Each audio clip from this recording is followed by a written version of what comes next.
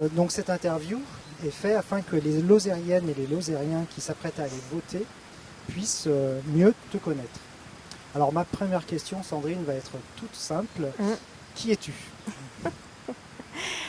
Eh bien, je viens du Cantal, en fait, je suis originaire du Cantal. Je suis née à Paris, comme je dis souvent, mais il y a beaucoup d'Auvergnats qui sont nés à Paris, donc voilà, j'en fais partie. Et je suis d'origine agricole, en fait. Voilà, ma famille était dans l'agriculture des deux côtés. Voilà, donc j'ai vécu dans une ferme du Cantal. Et pas que vivre dedans, mais je travaillais en aidant mes parents depuis le plus jeune âge, donc à soigner les vaches et à les traire. Voilà. Et donc après, au niveau de tes formations, Alors, quel parcours as-tu fait? ouais. Donc j'ai un brevet de technicien supérieur agricole en gestion et protection de la nature que j'ai fait en Corrèze. Voilà, depuis toute jeune, j'avais une forte sensibilité, j'étais tout le temps dehors en fait.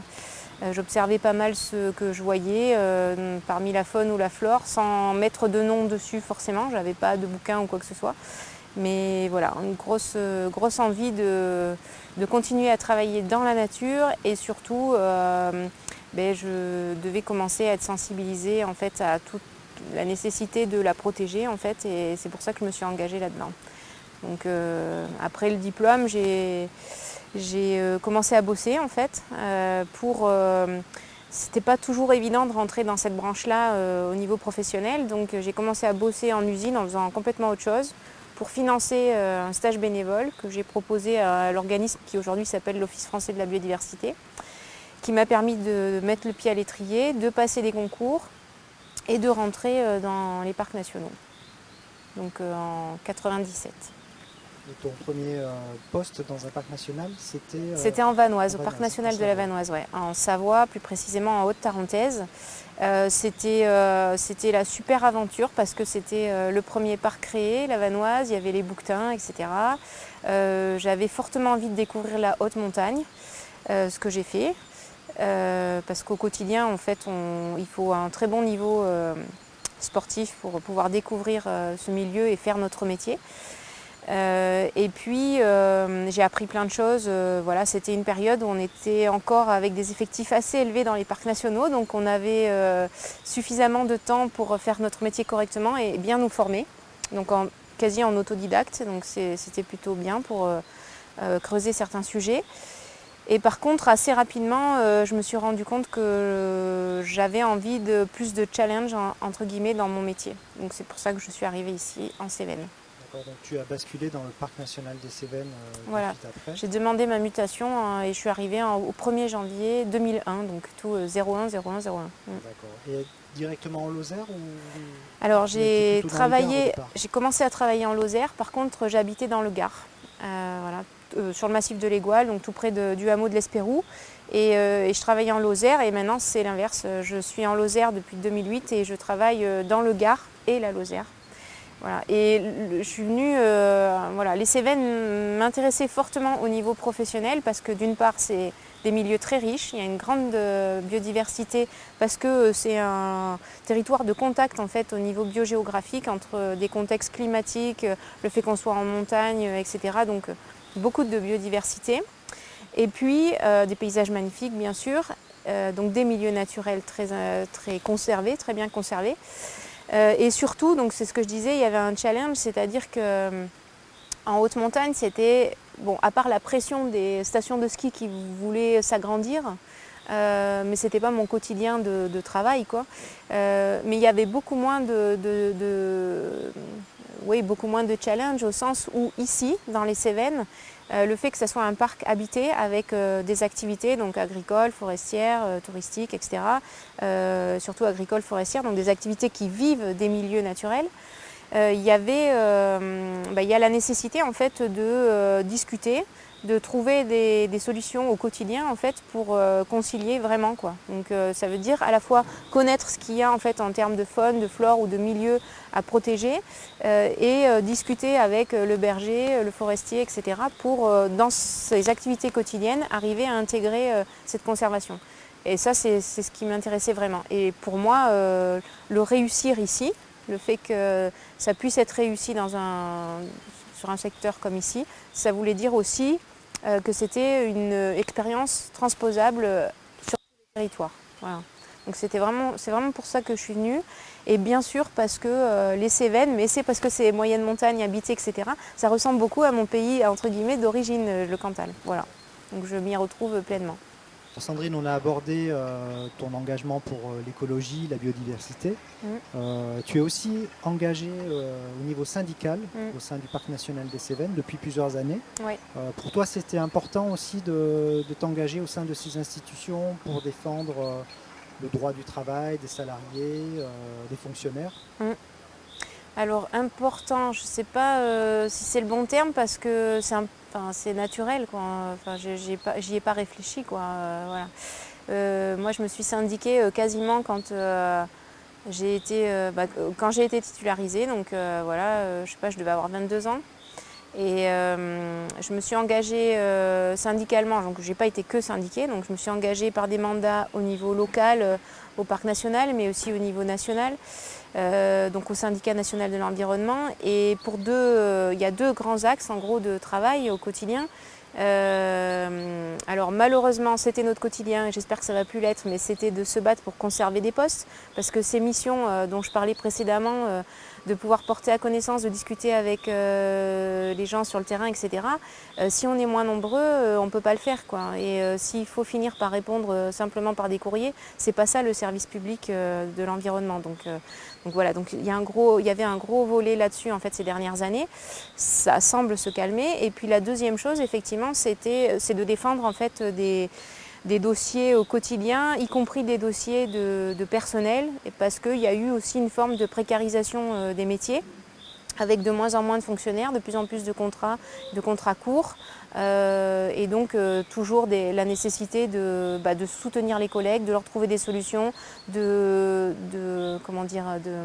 faire en sorte qu'ils aient des contrats, qu'on arrête de leur renouveler les contrats courts, mais qu'ils puissent rester et pouvoir dérouler leur vie ici aussi et continuer leur engagement auprès de nous, quoi. Parce que les gens qui viennent ici, ils viennent avec de fortes convictions, une forte envie de rester sur le territoire.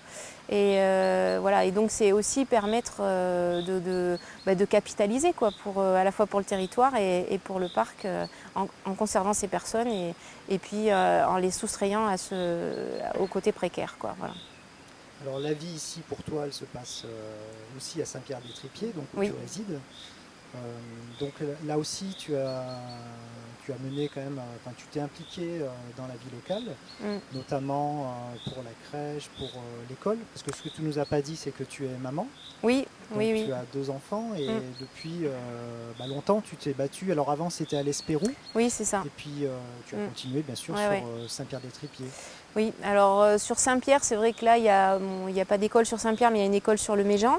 Donc quand je suis arrivée sur le Méjean, effectivement, très naturellement, et comme beaucoup d'autres d'ailleurs, je me suis impliquée dans la vie de l'école.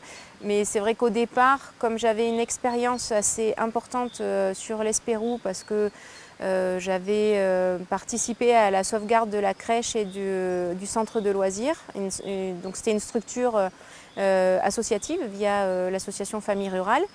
Et comme les effectifs, quand on est sur des territoires ruraux, on est très peu nombreux, donc les effectifs d'enfants varient très rapidement d'une année à l'autre. Et on était tout le temps soumis à l'injonction de il faut se regrouper. Oui, mais alors se regrouper, quand on habite l'Espérou, ça veut dire avec des structures qui sont à 45 minutes ou 1 heure de route. C'est pas du tout jouable du coup pour les femmes localement. c'est surtout les femmes qui sont concernées, mais pas que, pour pouvoir continuer à travailler et avoir leurs petits dans une structure. Donc effectivement, je me suis beaucoup impliquée sur la crèche de l'Espérou, y compris sur l'école aussi pour sauver l'école, ce qui n'a pas réussi pour l'école, pour la crèche oui. Et quand je suis arrivée sur le Méjean, comme il n'y avait pas de garderie, j'ai fait bénéficier au tout départ le secteur, on va dire, de mon expérience là-dessus pour que cette garderie se monte. Et c'est surtout la commune de Hurla-Parade qui a décidé de le mettre en place. Et voilà, j'ai participé un peu, mais pas non plus énormément. Et aujourd'hui, je suis au conseil municipal de Saint-Pierre-des-Tripiers, donc depuis 2020. Donc je m'implique dans les dossiers locaux de la commune.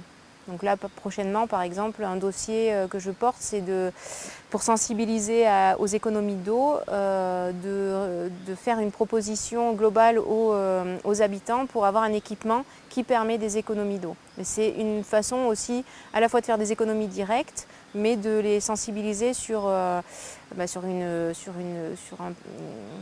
quelque chose de vital pour nous qui va devenir de plus en plus rare, quoi, un bien précieux. Alors tout ça nous permet d'arriver quand même à un peu la spécificité de ce territoire de Lozère, qui est un territoire très vaste au niveau géographique, ouais, et avec un faible nombre d'habitants, avec des problèmes que tu as déjà un petit peu soulevés, d'accès aux services publics, des problèmes de transport, de déplacement.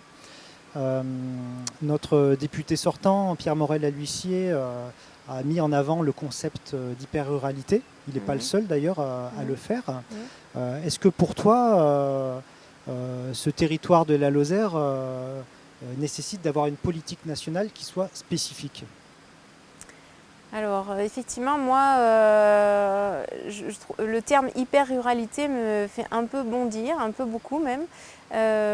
Pourquoi? Alors, en fait, la Lozère donc, a forcément des particularités. C'est un territoire qui est, comme beaucoup d'autres territoires, il y a ses spécificités, voilà, liées à la montagne, des montagnes sèches pour une partie, pour au moins la partie sud. C'est compliqué de circuler, donc on a plein de petites routes, on a peu de transports en commun. Il y a effectivement des grandes parties du territoire où il y a très peu d'habitants et un phénomène de concentration aussi de plus en plus sur des villes, des petites villes ou des villages. Mais globalement, je trouve que en fait, les problématiques qu'on a ici, c'est des problématiques qu'on va retrouver dans différents territoires au niveau national, dans des contextes complètement différents. Et ces problématiques, enfin les difficultés qu'on a aujourd'hui, elles sont quand même beaucoup liées à la politique qui a été conduite depuis plusieurs années, depuis plusieurs dizaines d'années, où on considère que les services publics, ce n'est qu'un coût, et que c'est un moyen de répondre, enfin d'abaisser la dette publique, etc. Du coup, voilà, cette problématique de service public, en fait, elle est commune, par exemple, à tous les territoires au niveau national.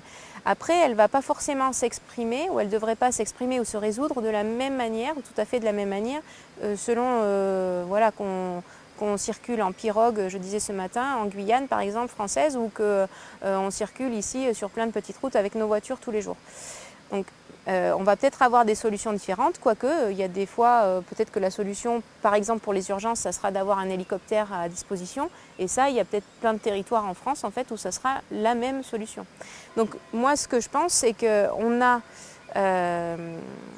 au niveau national, on devrait avoir une politique avec des grands objectifs communs pour répondre aux besoins des populations, aux besoins vitaux des populations, mais dans les besoins vitaux, il y a plus que de se nourrir, se loger, il y a aussi des besoins, par exemple en termes de culture ou d'éducation. Et ensuite décliner avec des moyens à adapter. Et c'est pour ça que dans le programme politique que je défends, que je porte, il y a une confiance qui va être redonnée et un niveau en fait, fonctionnel plus fort pour la commune et les départements, parce que là on est au plus près des territoires et c'est dans ces endroits-là, dans ces structures qui ont l'habitude de fonctionner en plus et qui connaissent bien les problématiques territoriales, où les solutions pourront émerger. Mais après, en termes de moyens, que ce soit des moyens financiers ou humains, on peut les générer et le cadre, on peut le générer au niveau national, donc par la loi. Et là, ce sera le travail du député. Tu parles effectivement bien de politique nationale. Et donc Sandrine, tu es candidate pour ces élections législatives, donc il y a bien un mandat national. Oui. Donc c'est un engagement politique qui est quand même fort. Est-ce que pour toi c'est une suite logique finalement de tout le parcours que tu as eu jusqu'à présent? Pas forcément, enfin peut-être ça aurait pu se trouver autrement. Il se trouve que voilà, c'est dans la continuité. Ça c'est sûr, c'est dans la continuité. Ce que j'ai dans le ventre, entre guillemets, ou dans le cœur, je l'ai depuis toujours. Donc ça va être une façon de plus de pouvoir lutter contre les injustices sociales. Voilà, c'est quelque chose qui me tient beaucoup à cœur. De lutter contre la dégradation de nos milieux naturels. Voilà, de ce point de vue-là, c'est une continuité. Par contre, après, une suite logique, pas forcément, parce que moi, je ne brigue pas un mandat spécialement voilà, au niveau électoral. De la même manière que sur ma commune, c'est parce que les gens sont venus me chercher pour que je sois conseillère municipale, mais je ne me suis pas dit j'ai absolument envie d'être conseillère municipale. En tout cas, mais je me sens à ma place. Au niveau politique, jusqu'à présent, tu n'as pas été engagée dans un parti Non, pas du tout. Et donc, tu as choisi de rejoindre l'Union populaire, donc dans le cadre de l'élection présidentielle, donc en soutien à Jean-Luc Mélenchon. Oui. Et donc aujourd'hui, tu as été investi donc, pour les législatives. Ce choix de l'Union populaire, comment tu l'as fait? Alors, en fait, c'est vrai que vu tout ce qu'on a dit précédemment, on pourrait me caser, me catégoriser, me ranger dans la partie écolo, quoi, en fait, et écologie, donc dans les partis verts. J'ai longtemps voté effectivement pour les partis écolos. Et puis, depuis plusieurs élections, je vote la France Insoumise parce que donc la France Insoumise qui a ouvert ses portes en fait et qui s'est transformée en Union populaire. Et je m'y retrouve plus parce que c'est une vision englobante. En fait, on arrête de sectoriser l'écologie. L'écologie, c'est pour la santé des gens, c'est pour leur alimentation, c'est la vie de tous les jours, c'est les déplacements, etc. C'est aussi une grosse épée de Damoclès qu'on a au-dessus de la tête avec le changement climatique et voilà, le dérèglement en cours. Donc ça doit transpirer dans la lecture de toutes les questions. Et puis, il n'est pas question de faire de l'écologie, je dirais facilement, parce qu'on en a les moyens, parce qu'on a un salaire plus élevé. Voilà, ça doit être transversal, ça doit être pour tout le monde. On ne doit pas laisser des personnes au bord de la route. Et foncièrement, je me suis rendu compte aussi au fil du temps, et d'ailleurs, bon, là, j'analyse un peu plus ces derniers temps finalement mon parcours, mais je me rends compte que pour moi, la nature ou les humains, c'est pareil en fait, quoi. C'est la même chose. Et le combat pour le respect de la nature, le combat pour le respect des femmes et des hommes, c'est exactement la même chose. Et c'est encore plus vrai quand on décortique tout et qu'on se rend bien compte qu'en fait on a un ennemi commun depuis pas mal de temps. Voilà, on l'appelle comme on veut, on peut employer des grands mots, le néolibéralisme, la concentration de la richesse sur quelques-uns au détriment des autres. Mais foncièrement, notre système économique va complètement à volo, quoi, et il laisse une très très grosse partie des gens de côté. Et pour moi, ça c'est insupportable. De la même manière qu'il y a d'autres choses qui me tiennent énormément à cœur, parce que j'y ai été confrontée, c'est toute la violence qui est faite aux femmes, tout le système patriarcal qui nous formatent génétiquement presque et qui nous empêchent de nous déployer et d'être pleinement au service de la société, parce que je pense qu'on est une ressource importante de solutions et que c'est normal en fait. Ça veut dire que si on nous rentre pleinement dans le chiffre, et ben, à tous on trouvera beaucoup plus facilement que si c'est qu'une partie qui y réfléchit. Il y a d'autres sociétés qui l'ont très bien démontré au fil des siècles et qui sont beaucoup plus en avance que nous là-dessus. Donc pour moi, fin du mois, fin du monde, on dit ça, mais c'est vrai, je trouve que ça parle pas mal. C'est un combat, c'est le même combat. Et pour moi, du coup, c'est une suite logique, effectivement, si je réponds comme ça à ta question, avec les engagements précédents. Voilà. Mais c'est un cran au-dessus quand même, hein. C'est un niveau au-dessus. Je vais faire tout ce que je peux pour être au niveau, parce qu'il y a des gens qui attendent après nous, en fait, après la nouvelle Union populaire, écologique et sociale. Ce que j'entends en tout cas, c'est que l'avenir en commun, donc qui est le programme de l'Union populaire, et maintenant donc il y a un nouveau programme aussi qui a été validé au niveau de la nouvelle Union populaire écologique et sociale. Oui. C'est le programme le plus à même de répondre aux urgences démocratiques, sociales et écologiques. Moi, ce que je voulais savoir maintenant un petit peu, c'est voir comment ce programme-là il va se traduire concrètement en Lozère. Donc tu as parlé tout à l'heure des services publics déjà. Donc on sait qu'il y a des gros besoins aussi en termes de déplacement, etc. Au niveau de l'économie, par exemple, on a un secteur d'activité en Lozère qui est important, c'est l'agriculture. On sait que l'agriculture, en programme L'Avenir en commun, c'est un secteur important pour pouvoir engager la bifurcation écologique, donc qui est quand même au centre et la colonne vertébrale de ce programme. Tout à fait. Comment ça va se traduire concrètement, l'évolution du milieu agricole en Lozère? Alors, c'est vrai que c'est un sujet peut-être d'ailleurs qui ne ressort pas suffisamment, parce que là, bon, il y avait des questions sur l'union, etc. Donc, on n'a pas la part belle sur ces thématiques-là, je dirais, dans les médias. Mais c'est vrai que c'est des sujets qui sont qui sont centraux en fait dans le programme L'Avenir en commun, et qui vont rester centraux dans le nouveau programme de la nouvelle Union populaire.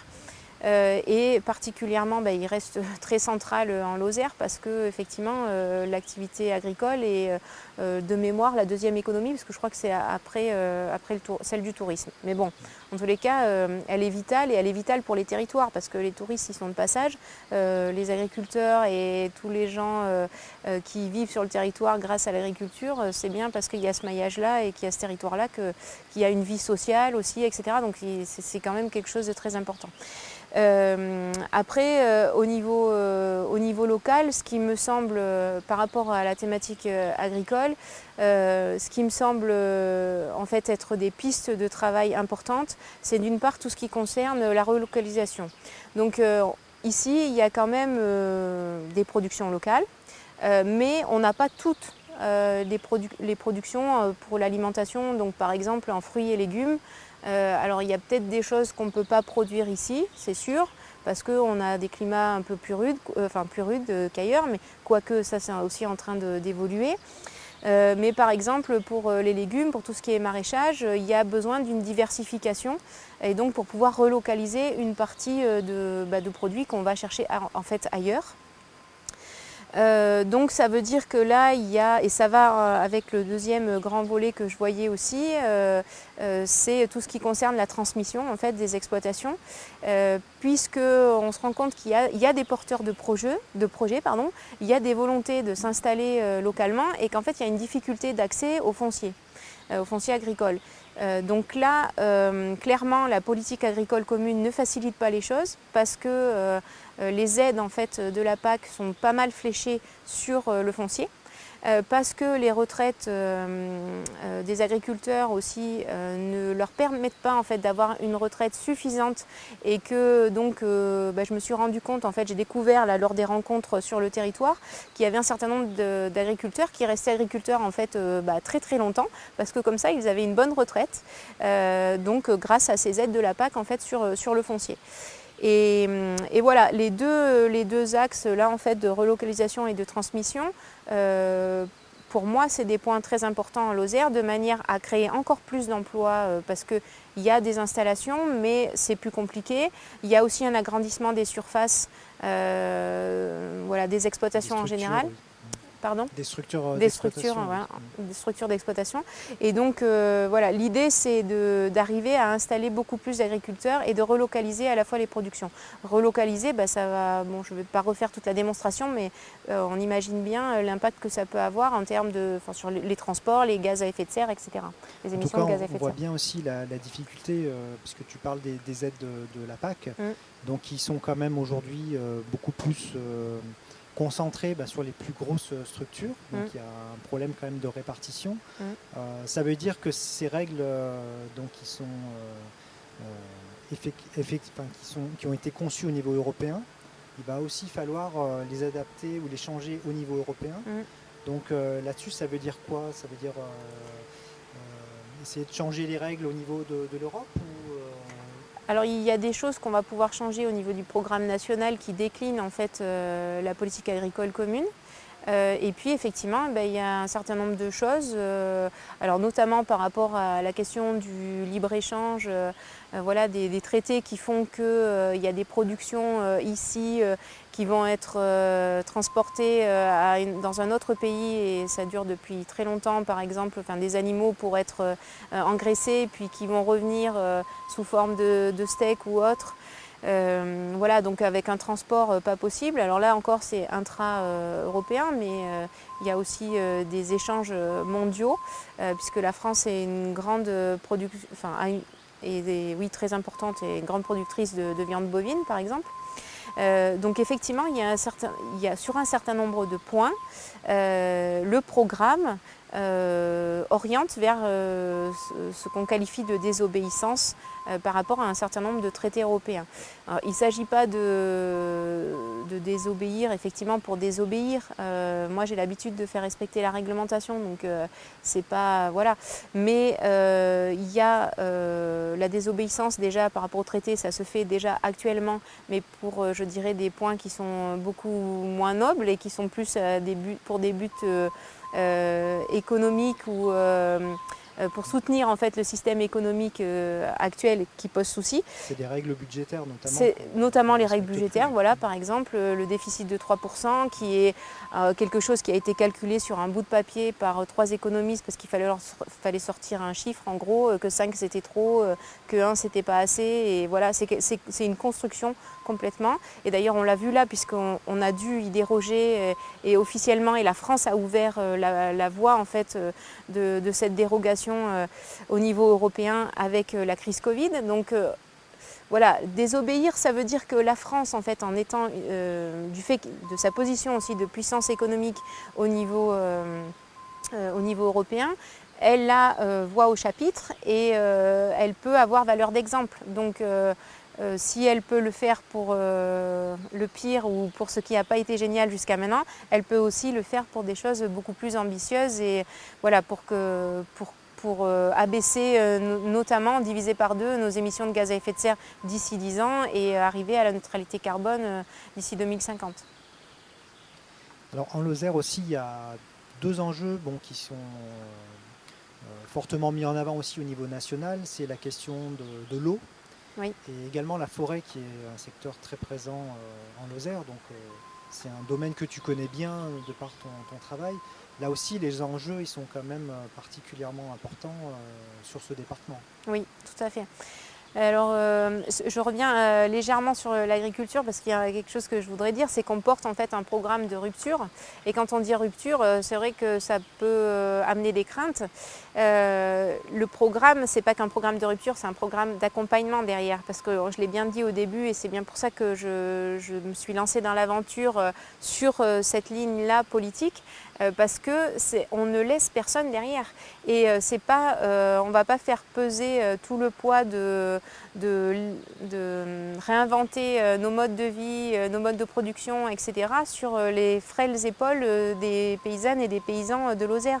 Et d'ailleurs aussi, ça veut dire que derrière, il y a de l'accompagnement. Et voilà, il va falloir développer, sécuriser les choses de manière à ce ne soit pas les individus qui fassent ces choix, c'est bien au système, une évolution du système qu'on souhaite, de manière à ce que ça soit porté globalement. Donc il y aura un accompagnement, de l'aide, voilà, par exemple du désendettement pour sécuriser les choses. Et donc pour répondre à la question sur l'eau et sur la forêt, alors c'est vrai que en Lozère, alors là, c'est un collègue qui me mentionnait ça il y a peu de temps. Les prévisions, en fait, par rapport au volume, donc au débit moyen annuel qu'on peut avoir dans les cours d'eau, en gros, c'est d'ici 2050 une baisse entre -20 et -40%. Et les têtes de bassin, dont la Lozère fait partie, donc Massif central et Pyrénées, vont particulièrement être exposées. Donc si on nous annonce -40% sur les têtes de bassin d'ici 2050, ça veut dire qu'il y a un très gros enjeu sur l'eau. Pour l'instant, ça coule facilement au robinet, quoique il y a déjà des problèmes, y compris sur des secteurs comme l'Aubrac, voilà, avec des ruptures en fait et des approvisionnements avec des citernes par les pompiers l'été, etc. Donc il commence à y avoir des soucis quand même très marqués. Il y a aussi des phénomènes d'épisodes qu'on connaissait déjà, mais qui vont être de plus en plus marqués. Donc sur l'eau, en fait, moi ce que je me dis, c'est qu'il y a des milieux naturels qui ont un effet tampon, donc les zones humides, les tourbières, qui permettent qui ont un effet éponge en fait, hein, donc qu'il faut absolument préserver. C'est les milieux naturels qui ont le plus morflé, passez-moi l'expression, mais voilà, depuis de nombreuses années, depuis les années 50 particulièrement. Et or, ces milieux-là vont permettre de stocker de l'eau et de la restituer progressivement, notamment pendant les périodes d'étiage. Donc c'est vraiment très important qu'on préserve absolument tous ces milieux-là et de manière très stricte, je dirais, quoi. Voilà, c'est vital. Et puis, la deuxième chose, c'est que je pense qu'il va falloir qu'on réinvente nos modes de vie. On ne va pas pouvoir faire uniquement avec la technique, avec du stockage, etc. Il va falloir qu'on réfléchisse, y compris à nos productions locales. Et là, c'est réfléchir avec toute l'expertise des gens qui travaillent déjà dans ce domaine-là. Alors, en ce qui concerne la forêt, c'est aussi quelque part lié à l'eau parce que, alors c'est vrai que les arbres, on dit pompe de l'eau, donc bien sûr c'est des êtres vivants, ils ont besoin de l'eau pour vivre, mais les forêts participent aussi à l'interception, enfin à la formation d'eau dans l'atmosphère et à l'interception de cette eau atmosphérique, donc pour qu'elle se retrouve en fait dans nos cours d'eau, etc. Enfin bref, qu'il y ait des précipitations. Par exemple, dans le nord de l'Afrique, il y a de nouveau des plantations, pas que dans le nord de l'Afrique d'ailleurs, en Afrique en général, mais plein d'autres endroits dans le monde. Il y a des déserts qui sont liés en fait à des défrichements qui a eu lieu pendant pas mal de temps, pas mal d'années. Et maintenant, il y a des plantations qui sont reconstituées de manière à reconstituer des forêts et à de nouveau intercepter ces eaux, voilà, cette humidité atmosphérique pour avoir de l'eau en fait et donc avoir des cultures associées, etc. Donc la forêt a un rôle aussi là-dessus. Et bien sûr, après, ici en Lozère, il y a une couverture forestière assez importante. Les arbres, en gros, permettent aussi, donc au-delà du fait du stockage de carbone dans l'air qui représente une dépollution en fait gratuite de l'atmosphère et donc qui limite le réchauffement climatique, il y a aussi la fonction de parasol en fait d'ombrage. Donc c'est aussi une fonction très importante et il y a de plus en plus d'ailleurs de projets ou de développement du sylvopastoralisme par exemple avec un pâturage en sous-bois qui va permettre d'avoir une ressource fourragère, une ressource en herbe plus verte je dirais en continu sur l'année plutôt que d'avoir une herbe desséchée. Donc voilà, il y a de plus en plus ce modèle-là qui est développé. Et enfin, il y a une très grosse partie de la biodiversité forestière, enfin qui est forestière en fait, qui est liée aux arbres. Et donc en protégeant les forêts aussi, ça permet de conserver toute cette biodiversité. Et dans cette biodiversité, on a plein d'alliés en fait, que ce soit des prédateurs naturels pour lutter contre l'explosion des chenilles processionnaires qui se développent partout sur le territoire et avec de plus en plus de phases de pullulation rapprochées parce que le réchauffement en fait ne limite plus, au contraire, quoi, les populations peuvent se déployer et exploser. Donc voilà, on a aussi on a toute cette biodiversité qui est liée à cette forêt et qui nécessite du coup de la protéger. Et puis dernier point important, c'est que le bois, c'est un matériau écologique. Donc, ce qui va permettre le stockage de carbone longue durée, je dirais. Si on construit une maison en bois, eh bien, on part pour des dizaines, même plutôt des centaines d'années de stockage de bois. Si on a nos meubles en bois fabriqués localement en plus, hein, c'est ce à quoi il faudrait arriver, parce qu'actuellement, il y a du bois qui est coupé, qui part en Chine et qui va nous revenir en marqueterie. Donc, bon, voilà, je passe les détails, mais tout le monde voit bien qu'il y a un problème très sérieux en la matière. Donc, ça peut permettre de recréer de l'emploi aussi localement. Et ce bois, ce matériau écologique, c'est clair qu'on va miser dessus dans l'avenir. Donc nos forêts, elles vont de plus en plus, ce bois va être de plus en plus valorisé et pas simplement en bois de chauffage comme à l'heure actuelle. Donc un gros enjeu dessus sur la forêt. Ouais. Donc la lutte contre le changement climatique impose vraiment de préserver ces ressources, que ce soit l'eau et la forêt. Alors je vais passer à une autre question, et puis on va arriver bientôt à la fin de cette interview. Je voulais te demander comment tu conçois ton mandat de député. Donc bien sûr, c'est un mandat national, tu vas agir pour la Lozère, eu égard à l'ensemble des problématiques qu'on a évoquées jusqu'à présent. Mais comment tu vas répondre justement à ces problématiques de manque de logement, de services publics, de transport? Alors, comment je vais répondre? Déjà, ce ne sera pas une réponse unique, quoi. Ce ne sera pas moi toute seule, hein, puisque l'idée aussi, à travers mon mandat, s'il advient, parce que pour l'instant, je ne suis que candidate, mais l'idée, c'est qu'on forme une majorité à gauche à l'Assemblée nationale, parce que là, donc, on est reparti avec un président qu'on a déjà connu, on sait ce qu'il a fait ou ce qu'il n'a pas fait. Et donc l'idée, c'est de ne pas reproduire, donc il faut avoir cette majorité.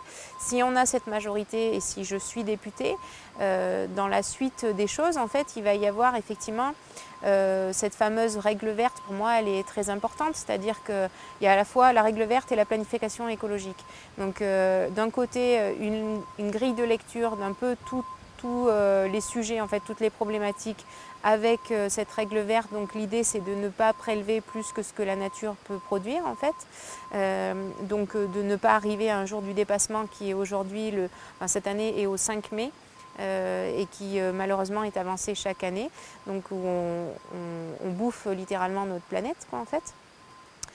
Et puis la planification écologique, donc avec des investissements massifs dans différents domaines, donc plus de 200 milliards d'euros qui ont été fléchés sur les 5 ans à venir.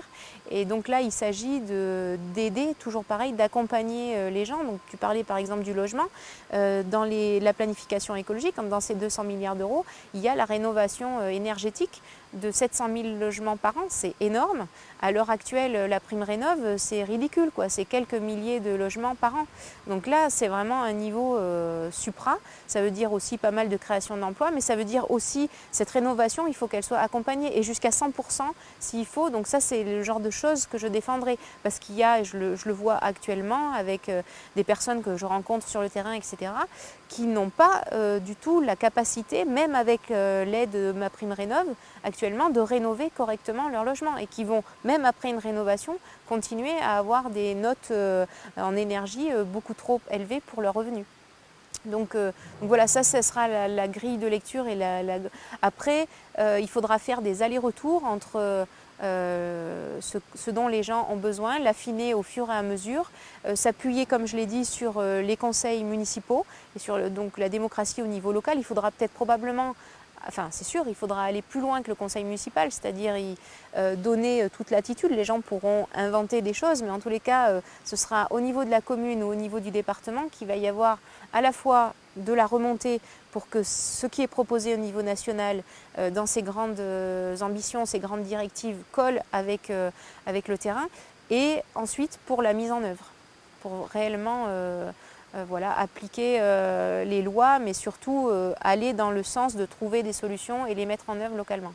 Tu viens de l'évoquer, c'est donc bien par la loi que toi, tu vas pouvoir agir donc, au niveau de l'Assemblée nationale, en espérant que la NUP puisse être suffisamment majoritaire en tout cas, pour pouvoir faire adopter ces lois qui, elles, du coup, pourront répondre par leur application, en tout cas, aux problématiques que l'on vient d'évoquer. Et oui, parce que on a peut-être tendance à l'oublier. En tous les cas, le système a peut-être fait, c'est même sûr, le système a fait qu'on oublie, mais un député, il est là pour voter les lois, pour réajuster les lois qui existent aussi, voire en abroger certaines.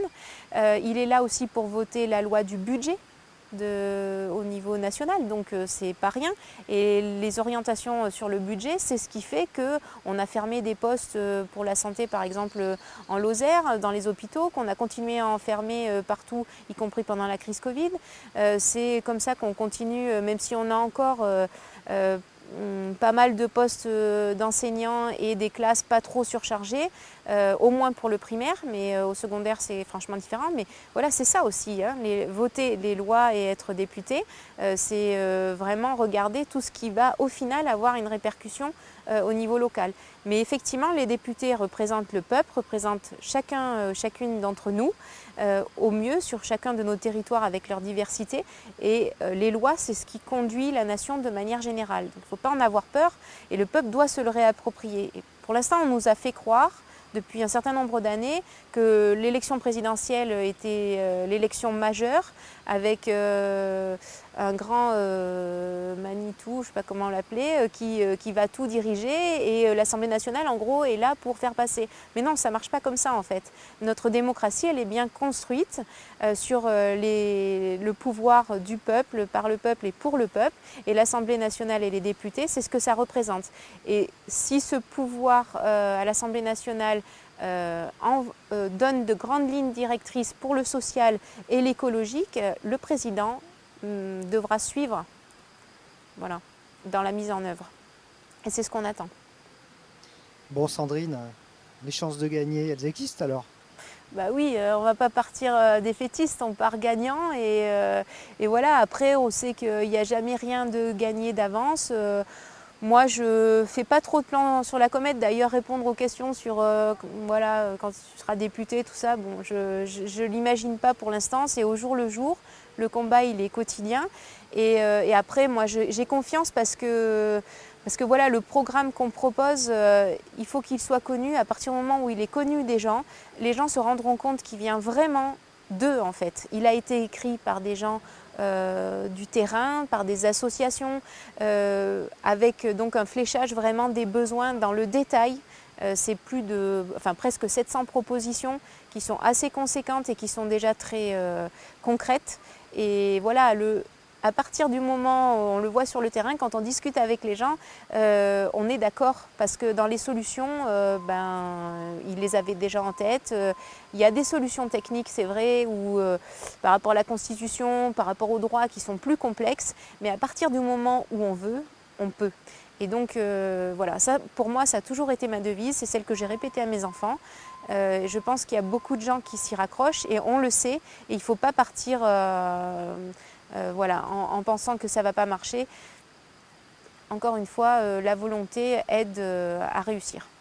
Et puis la configuration quand même de la gauche réunie aujourd'hui, certains la qualifient d'historique avant un premier tour d'élection législative, donc c'est aussi quelque chose de très important. On ne sait pas si c'est historique parce que c'est l'avenir qui nous dira si c'est vraiment historique. En tous les cas, c'est vrai qu'il y a quelque chose d'historique parce que ça fait longtemps que la gauche n'a pas été rassemblée, n'a pas été unie. Voilà, en Lozère, ça fait longtemps qu'il n'y a pas eu une femme aussi pour représenter la gauche et surtout sur le mandat pour les législatives. Donc il y a quelque chose d'historique là-dedans aussi. Et oui, effectivement, comme on y va, j'allais dire, là je m'imagine avec plein d'épaules en fait, parce qu'il y a du monde, quoi. Il y a du monde à côté, il y a du monde derrière, il y a du monde devant, il y a beaucoup de militants. Ça aussi, c'est quelque chose qui ne se voit pas, mais c'est vrai que cette union, elle a été finalement, elle vient couronner en termes de militantisme ce que les gens attendaient depuis longtemps, parce qu'ils ont raison. Si on est rassemblés, vu qu'on a beaucoup d'idées en commun, sur le social et sur l'écologie, donc il fallait se rassembler à un moment donné. Ça s'est pas fait avant, bon c'est comme ça, mais les gens l'attendaient et donc on a eu après le premier tour des présidentielles, on a déjà eu une vague d'arrivée de militants qui se sont dit non c'est pas possible, on était si près et pourquoi c'est pas passé, etc. Et ça a été un sursaut de plus. Et puis là avec l'Union, c'est de nouveau beaucoup plus de militants derrière nous, avec nous, et c'est eux qui feront les élections et voilà. Et en Lozère, donc, il y a cette nouvelle Union populaire qui est née le 15 mai dernier, oui, à l'occasion du lancement de la campagne des législatives. Et il y a aussi le Parlement de l'Union populaire, donc, qui rassemble pas loin de 80 personnes. Donc ça montre aussi justement qu'il y a des gens derrière. Alors maintenant, la dernière chose à faire, c'est que les gens aillent se déplacer les 12 et 19 juin. C'est très important, effectivement. Alors, il y avait une étape, mais qui est déjà passée. Donc, avant le 6 mai, il était encore possible de s'inscrire sur les listes électorales. Mais pour tous ceux qui sont inscrits, effectivement, le 12 juin et le 19 juin, c'est des étapes très, très importantes.